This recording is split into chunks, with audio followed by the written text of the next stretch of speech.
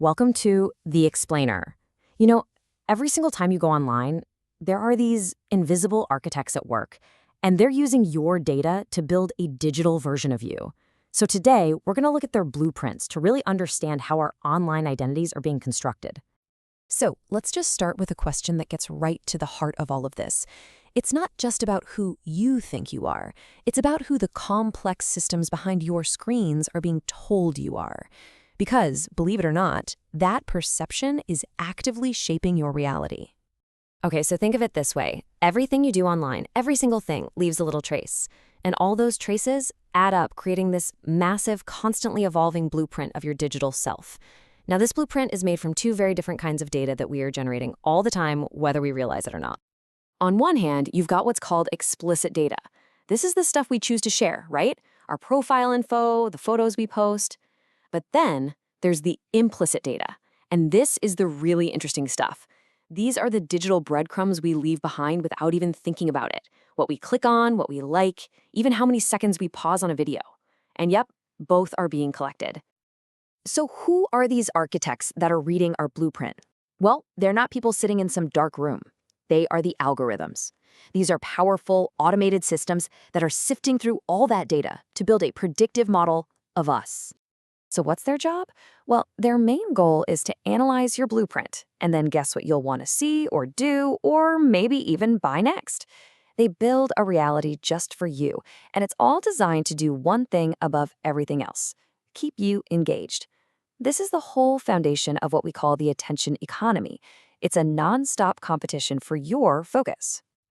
And this quote just nails it. Philosopher James Williams calls this battle for our focus a DDoS attack against the human will. You know, like an overwhelming flood of information that's literally designed to bypass our conscious choice. So how does this system work so darn well? Well, the answer lies in a psychological principle that's surprisingly old. You know what's really wild? This whole super modern, high-tech process is powered by a concept from sociology all the way back in the 1940s. It's called the self-fulfilling prophecy. It's this dynamic where a belief, even a totally false one to start, can actually create the behavior that makes the original belief come true. So in the classic example, it goes like this. A teacher believes, for whatever reason, that a certain student has high potential. Because of that belief, the teacher gives that student more attention, more challenging work. And what happens? The student's performance actually improves, which confirms the teacher's original belief. The belief literally shaped the reality. Okay, now let's bring that back to today. It's the exact same pattern, just supercharged by technology. An algorithm guesses you might be into fitness based on a couple of clicks. So what does it do? It floods your feed with fitness content. And then you start to engage with it. And over time, you actually become more interested in fitness. You become the person the algorithm predicted you were. And this brings up such a critical point. Our digital self, it isn't an escape from reality, it's an augmentation of reality. It's a real, tangible extension of who we are, one that we are co-creating with these systems. And it's becoming just as meaningful as any other part of our identity.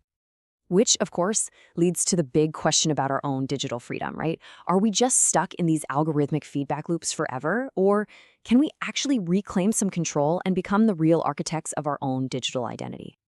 Well, there's a really powerful new idea emerging to tackle this exact challenge. It's called digital self-determination.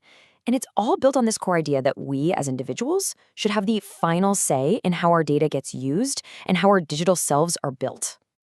So this means we need a pretty fundamental shift. Right now, we're in this centralized model where platforms like Google and Facebook basically own our data. Our identities all fragmented and locked up in their systems. The alternative is a self-sovereign model. It's decentralized. In this world, you'd own your data in a personal digital wallet, kind of like your real wallet, but for your digital life, giving you one single portable identity that you and only you control. And this new model is built on principles that really put you back in the driver's seat.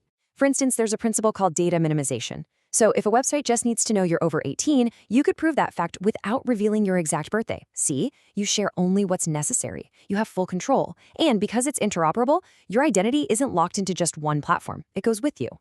So all of this leaves us with a final and I think pretty empowering thought. Once we understand these systems, the algorithms, the feedback loops, and these new ideas for self-sovereignty, we get to ask a much better question. Not just, who does the algorithm think I am? But instead, if I were the architect, what digital self would I choose to build?